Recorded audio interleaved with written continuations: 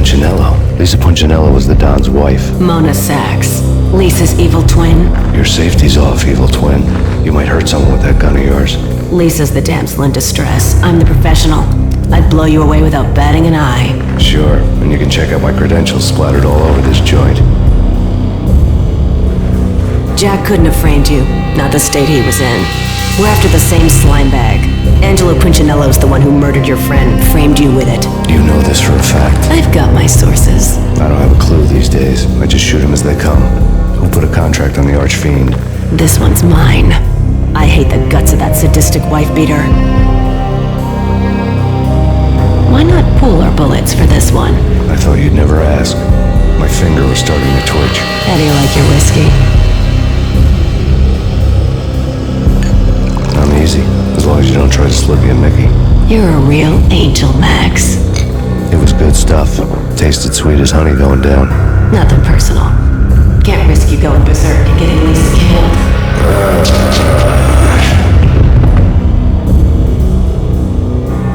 The nightmare was always the same. Violent shapes moving in darkness, old and ugly. The killer's mad laughter was a riddle filled with wicked innuendo.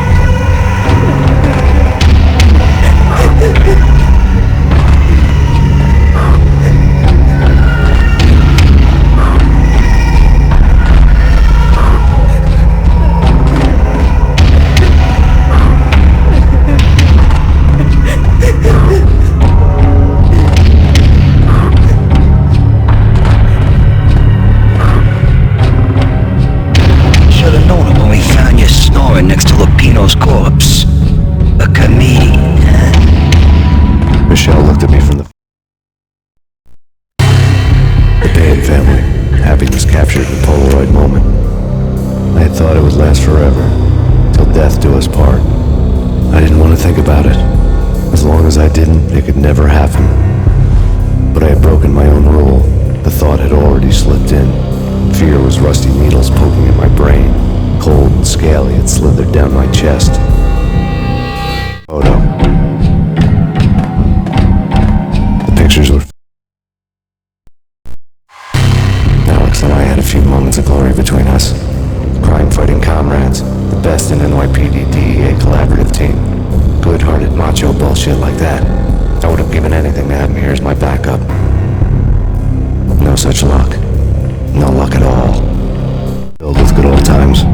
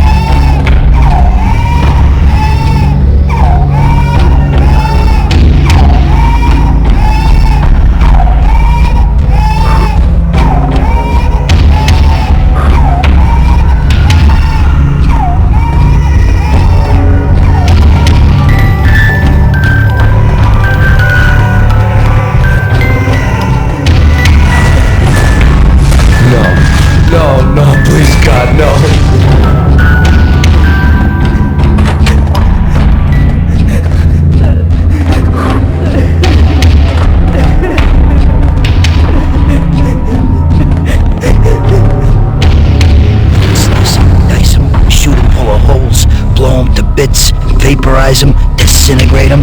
No matter what you do, they'll still be back, good as new. Michelle's died. Michelle was working part-time in the district attorney's office. Her diary was open on today's entry, her handwriting all pretty curves. An army army dossier found its way to my desk yesterday. Valhalla? Isn't that a Norse myth? Something about Vikings? I tried to tell Max about it, but he was busy, that cute frown on his brow. Guess it's nothing, just a mix-up at the courier service. From now on, I would always find time for her. It was a hollow promise. Too little, too late. Relay on the table. Max, no, please, Max! Why? I didn't mean to. I'm sorry.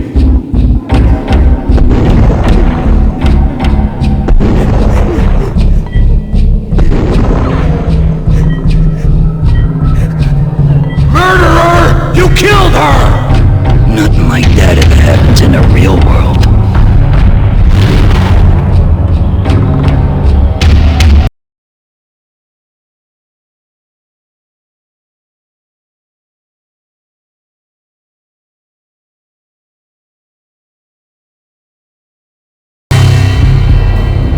I woke up in a bad dream. My head felt 2 sizes too small for my brain. Max Payne. I envy your name. And the killer was smiling. Pleased to meet you. I'm Frankie the Bat Niagara. Niagara, as in you cry a lot. He had a baseball bat and I was tied to a chair. Pissing him off was the smart thing to do.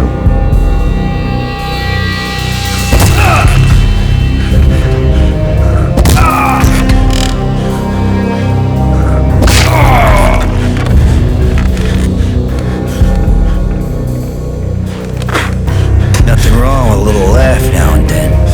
Take me, for example. I love to watch cartoons. Cartoon violence is a fascinating thing. Let's take a break. I need to take a leak and maybe grab a cold one at the bar. Don't worry. I'll be back to finish this off. And then, it's checkout time. You play, you pay, you bastard. He swaggered out, and the door clanged shut behind him, locks clicking into place. Everyone makes mistakes. Mine hadn't been to crack jokes about the girl with the bat. He'd have cracked my skull regardless. It hadn't even been to trust a girl with a gun. I had blindly gone after the first bad guy on my hit list when I should have been aiming further up the ladder, at the head of the Punchinello family.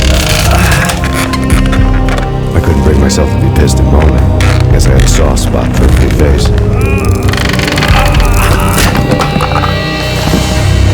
But when somebody decides to play baseball with your head, you tend to get sore. They had dragged me back to the basement of Lupino's hotel. I was beaten, bruised, and blue. I felt like the chair I had broken to get free.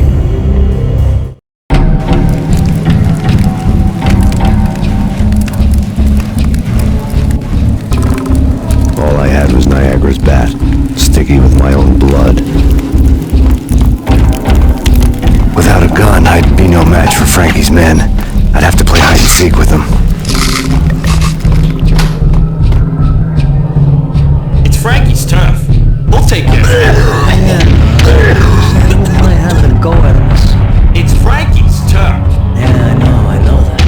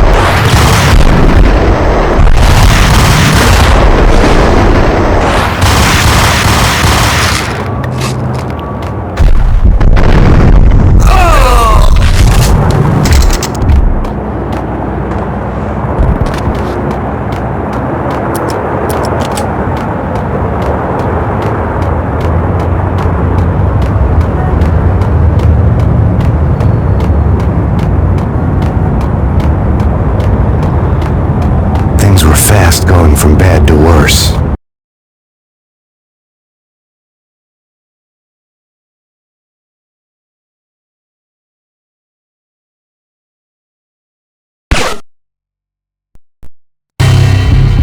The men in blue had come and gone. They had decorated the place with chalk outlines and tied it together with yellow tape. The cops who had stayed behind were dead. Frankie, his boys, and I had the place all for ourselves.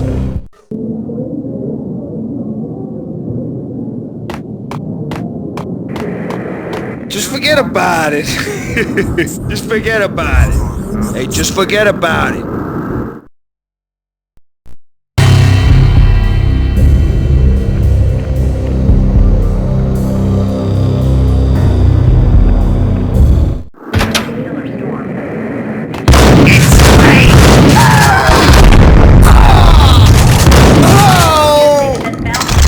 More evidence that Punchinello didn't like.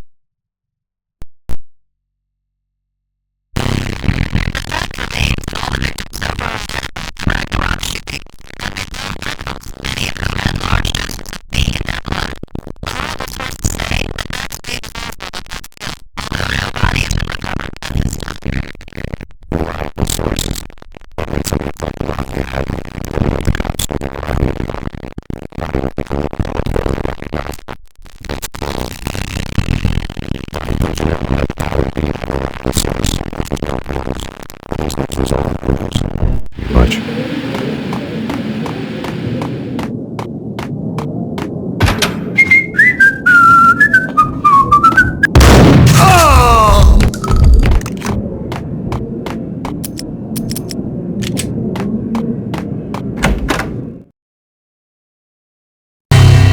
The hotel bar was fast developing quite a history. True to his words, Frankie was there, having a beer. Jesus Christ. How the hell did you get loose? Got bored waiting. Thought, what the hell, we could just as well finish this here. Fine by me. This works out just as well.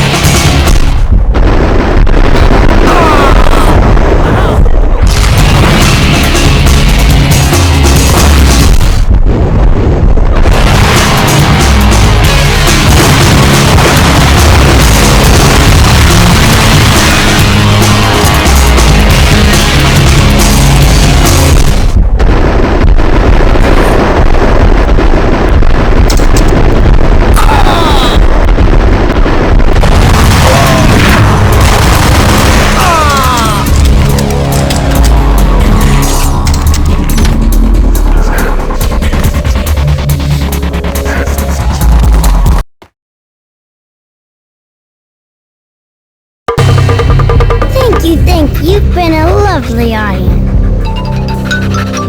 Had enough? I don't play with girls anyway. Unfair!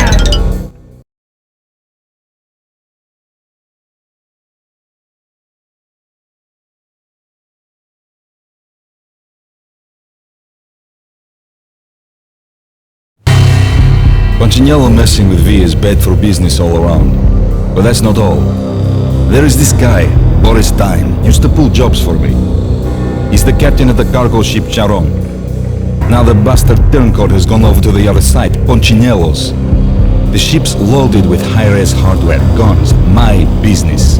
If Punchinello gets hold of that cargo, he's won and I have lost. And you'll have your work cut out for you. If you want to get to Punchinello, you'll need heavy-duty persuaders. I am just the man to get them for you. Change the ship back under my flag, maybe pop 2 in the Traitor Times head while you're at it. You'll get enough guns to start the apocalypse. You in or out? Let's get this show on the road. Vladimir was one of those old-time bad guys with honor and morals, which made him almost one of the good guys. None of us was a saint. The Brooklyn riverfront was a maze of rusty containers, sharp-boned cranes looming up from the snowstorm. On a night like this, you couldn't help but think of the dark army of dead men sleeping with the fishes, cement shoes in line. No Minotaur lurked in this labyrinth, but somewhere out there, on the clanking deck of his cargo freighter, the skipper of the K-Ron was waiting, like the ferryman in the river Styx.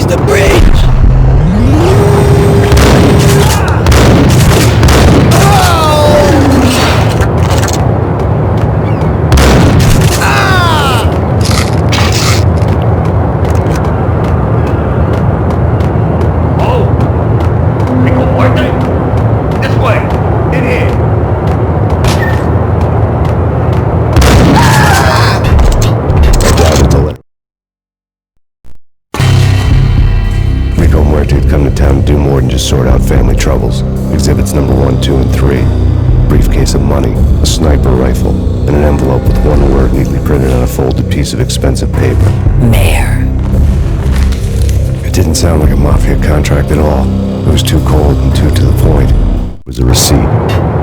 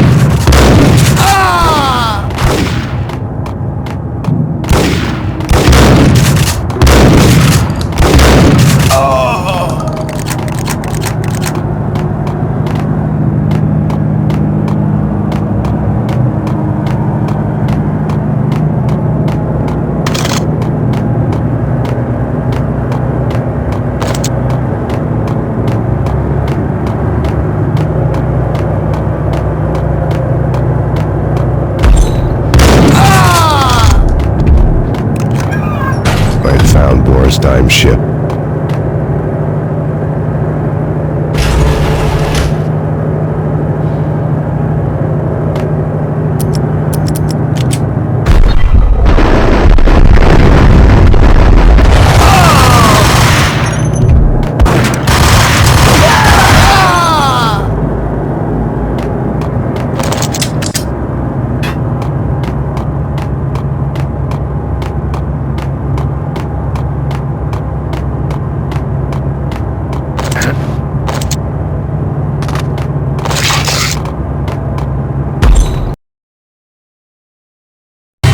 Rust had crept over the side of the cargo steamer a long time ago. Boris Dime would be on board. I'd have to smoke half of his crew to even get near the gangplank. Guns were probably being kept in the hold, buried amidst the rats and oily water.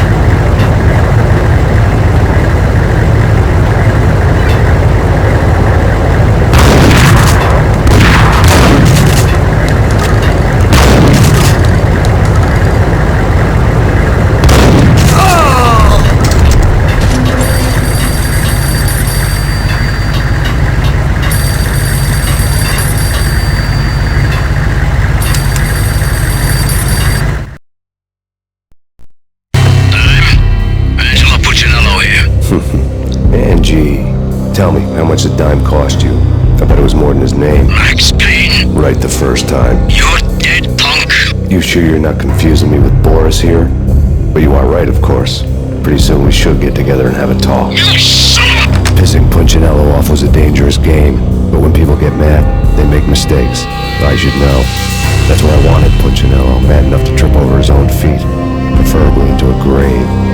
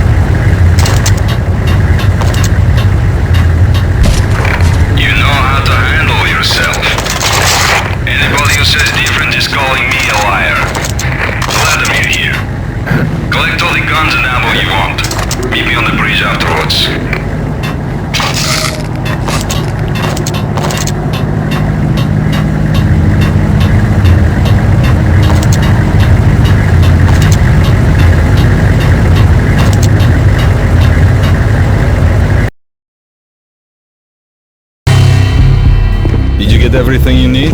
Check. I owe you. Anything you need. This is my solo. When I'm through, Punchinello won't be anybody's problem anymore. Clear as vodka. But anytime you get between a rock and a hard place, just whistle. This could be the beginning of a beautiful friendship. You really get a bang out of this big-time gangster act, don't you?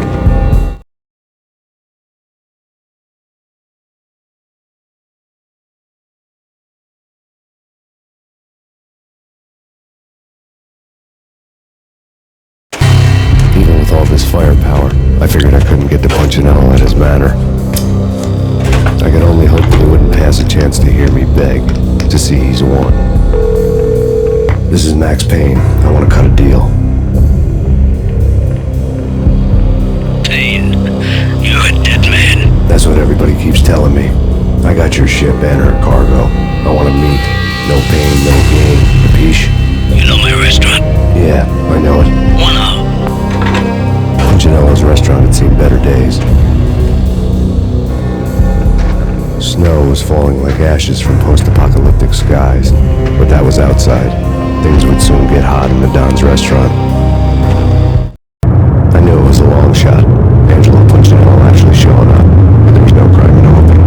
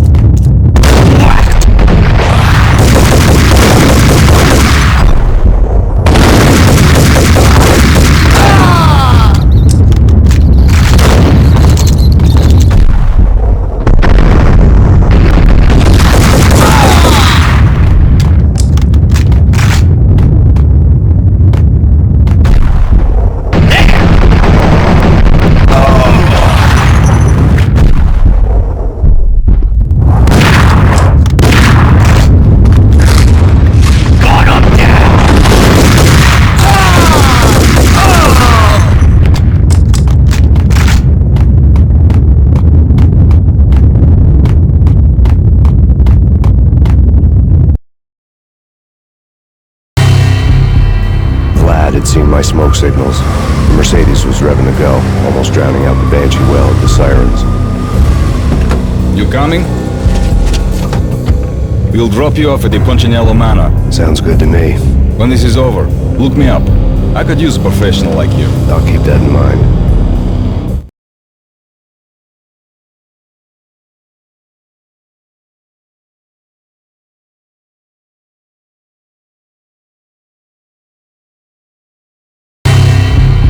The night groaned with cold. The garden lights flickered nervously. In their light, the falling snow was dead white before the darkness ate it up. I'd heard the stories. The trio were mad dogs. They'd have hung the heads of their enemies over the manor gates if the capo had only let them. Punchinello wanted pain. He'd see the pain. The trick in my situation was that there was no trick, no matter what the movies tell you. No rules, no secret mantra, no roadmap. It wasn't about how smart or how good you were. It was chaos and luck, and anyone who thought different was a fool. All you could do was to hang on madly, as long and as hard as you could. Someone had graciously left the back door open for me and killed the guards. My money was on Mona. I knew the trio would be standing between me and Punchinello. I'd read their rap sheets, thick as phone books. No one would be walking out of here alive. The numbing cold of the broken night had followed me in. Upstairs, the trio tangoed down the manor halls to the silent rhythm of their murderous hearts, the blood of their victims rust on their lips. Vince Mugnano, Pilot Providence aka Big Brother, and Joe Deadpan Salem. The pistol was a frozen lump in my hand, piercing the skin, gnawing me to the bone.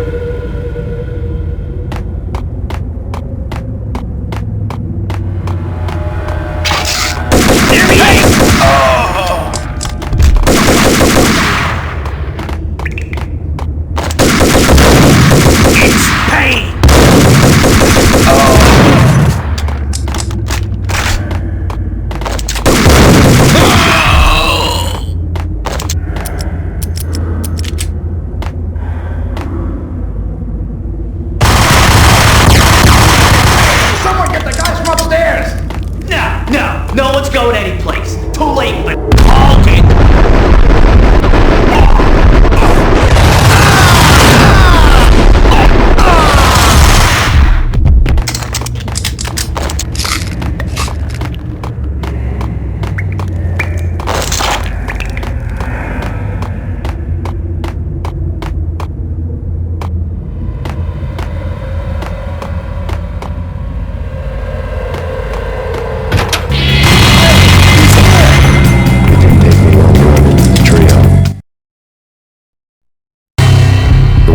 Punchinello was that she was a bit of a witch.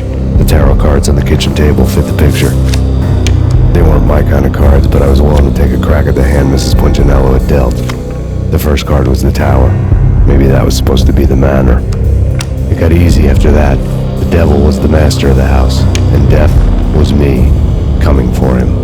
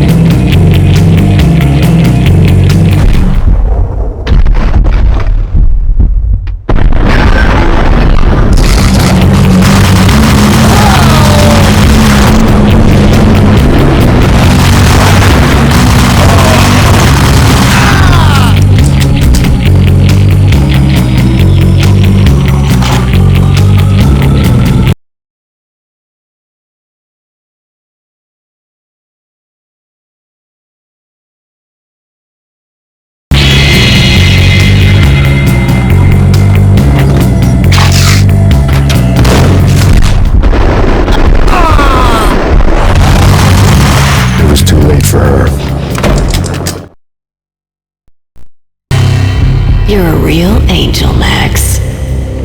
I couldn't tell whether it was Mona or her sister. The body was a mess. The sick bastard had really gotten a kick out of it. Seeing her lying there got me thinking about another woman's body on another bed.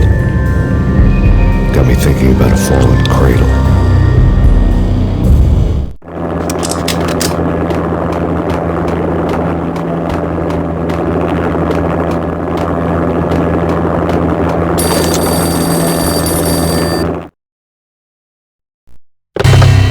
Max Payne, Talk to me. Alfred Woden. You've got company. An armed helicopter just landed on the manor grounds. You must hurry. The more the merrier.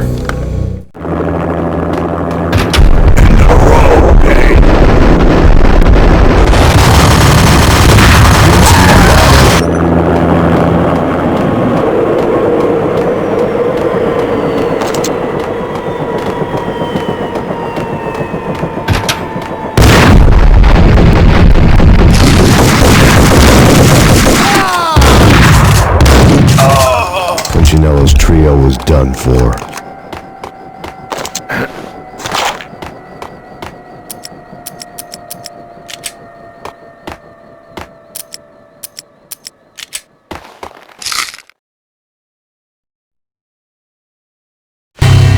Outside my door.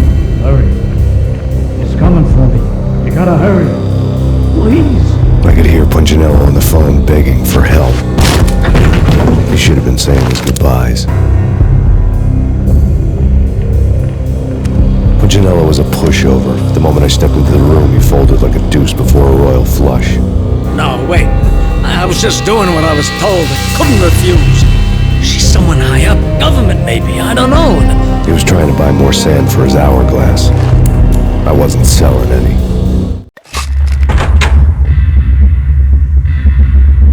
No, I told him not to.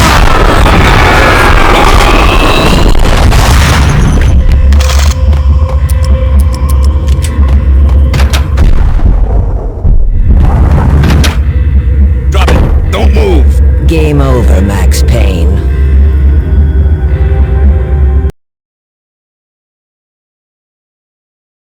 I could tell when I was outgunned. It was time to take another beating. The mystery witch was a real barracuda. Trouble on dagger heels, a smoking assault rifle in her hand, and an army of killer suits behind her. How sweet. I get to kill two birds with one stone. Sooner or later, it was going to catch up with you. Mr. Payne, it's time to show you the benefits of my brew. Be a good boy now. You'd find that Lady Luck was really a hook